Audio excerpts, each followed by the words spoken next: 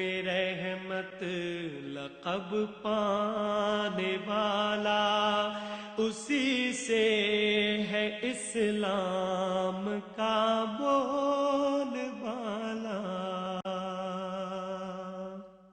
الحمدللہ الحمدللہ الذی ذی العزت والعلا، والصلاة والسلام علی سید الانبیاء، شمس الضحیٰ بدر الدجا نور الہدا منبع الجود والعطا۔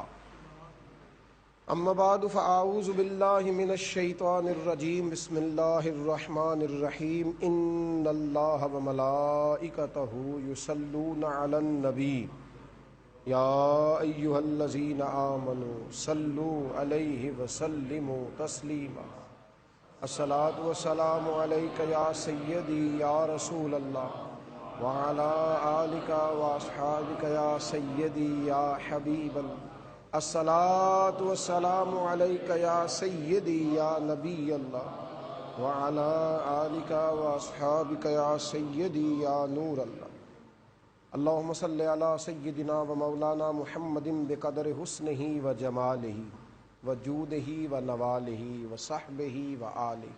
حمد و صلاۃ کے بعد مومن کی زندگی سلسلہ گفتگو ہے، اور عنوان ہے مصطفیٰ جان رحمت پہ لاکھوں سلام، شم بزم ہدایت پہ لاکھوں سلام، جس سہانی گھڑی چمکا طیبہ کا چاند، اس دل افروز ساعت پہ لاکھوں سلام، ان کی باتوں کی لذت پہ بے حد درود، اور ان کے خطبے کی ہیبت پہ لاکھوں سلام، جس کے گچھے سے لچھیں جڑیں نور کے، ان ستاروں کی نزہت پہ لاکھوں سلام۔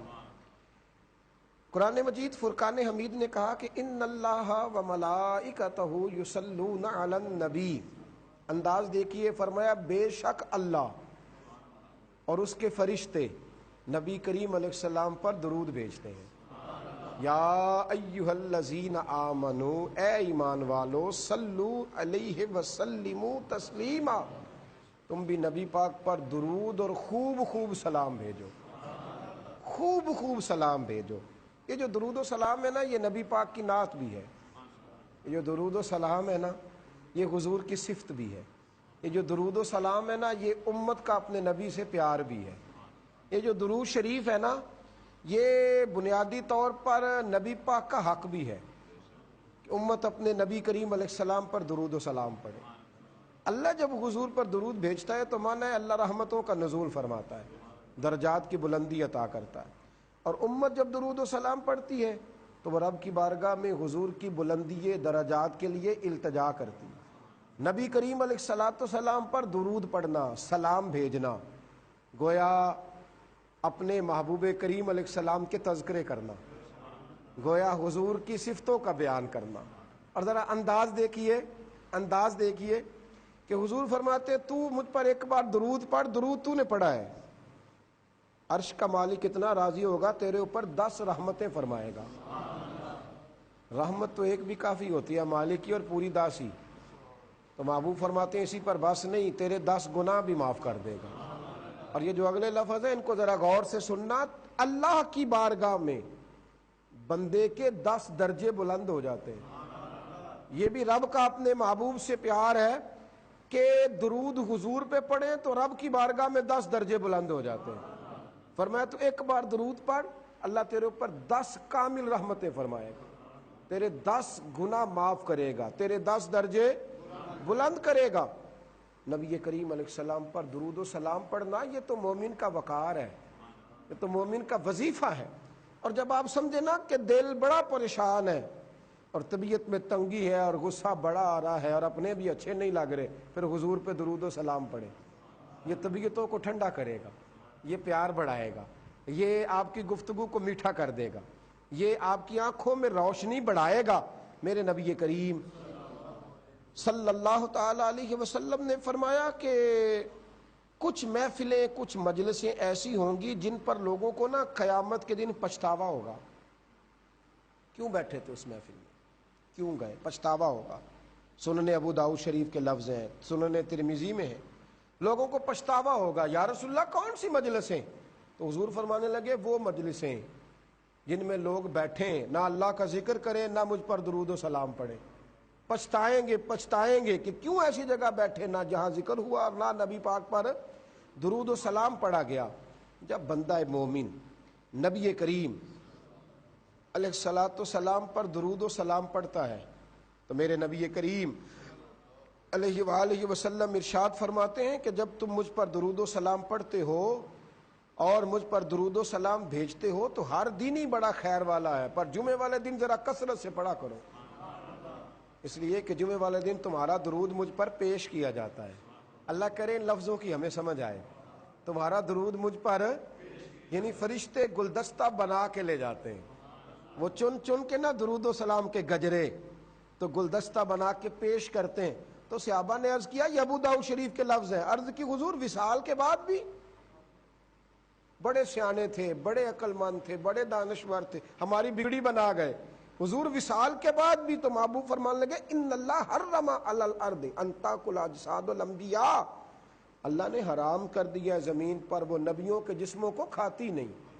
اللہ کے نبی قبروں میں زندہ ہیں، انہیں رزق دیا جاتا ہے، تو زندہ ہے واللہ، تو زندہ ہے واللہ، میری چشم عالم سے چھپ جانے والا۔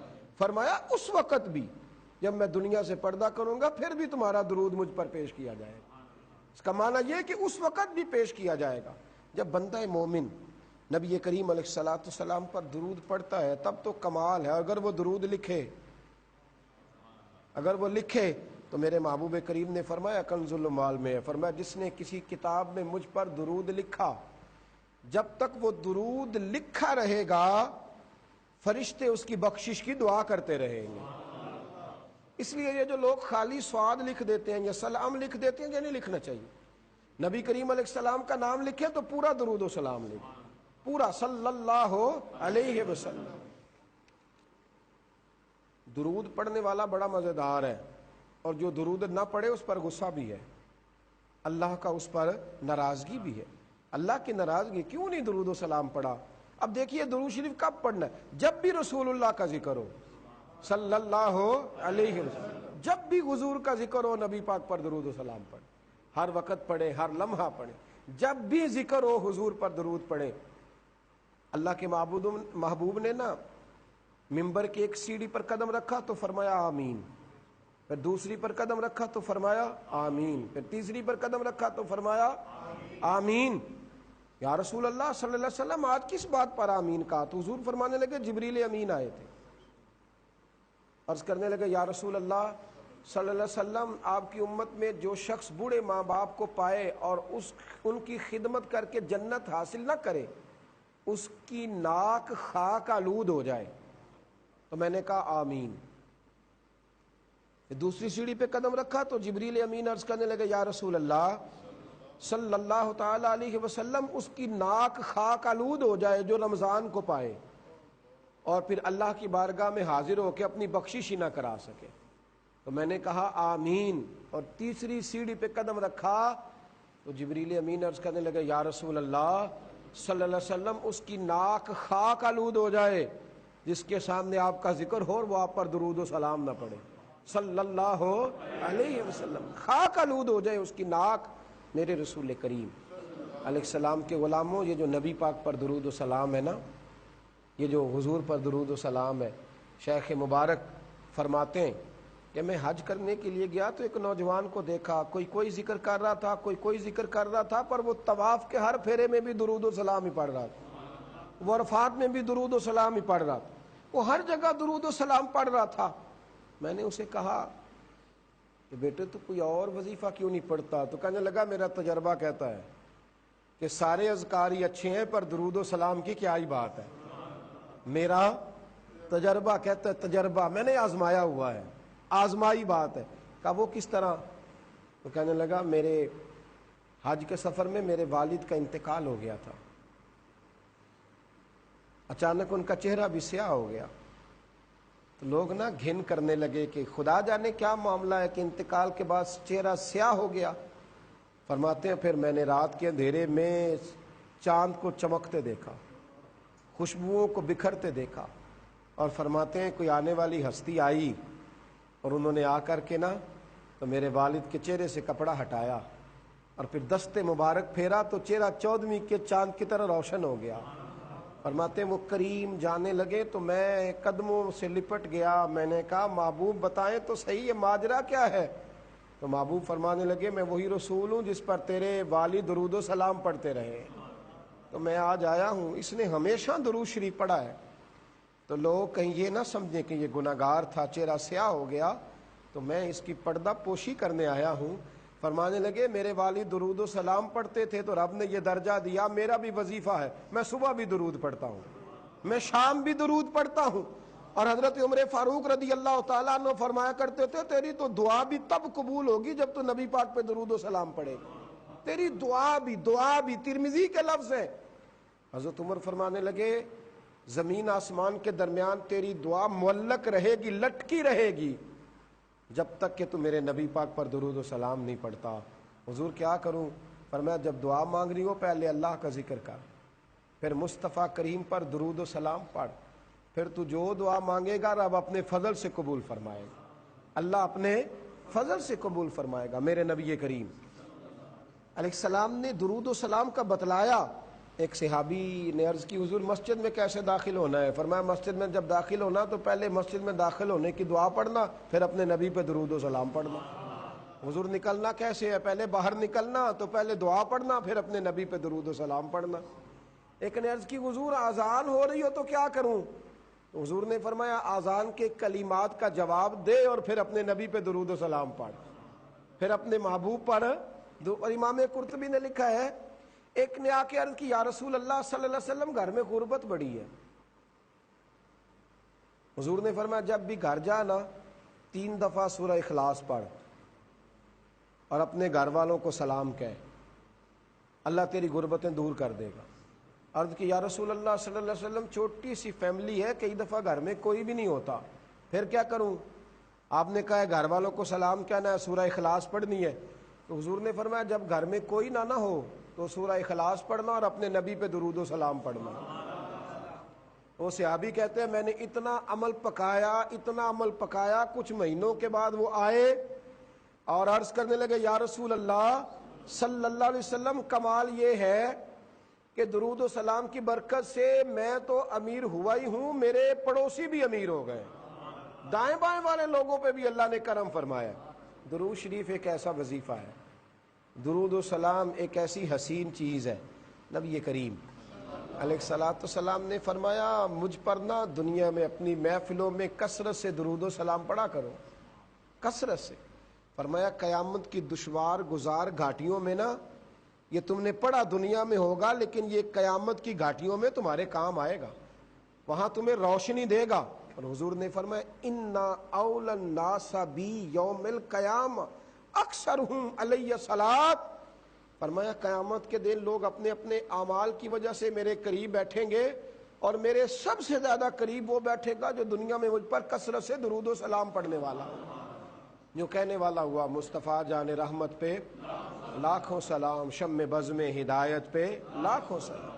جو درود و سلام پڑھے، جو درود و سلام کا ذوق پیدا کرے، جو درود و سلام کا شوق لائے، جس کی طبیعت ہو کہ درود و سلام اس کا مزاج بنے۔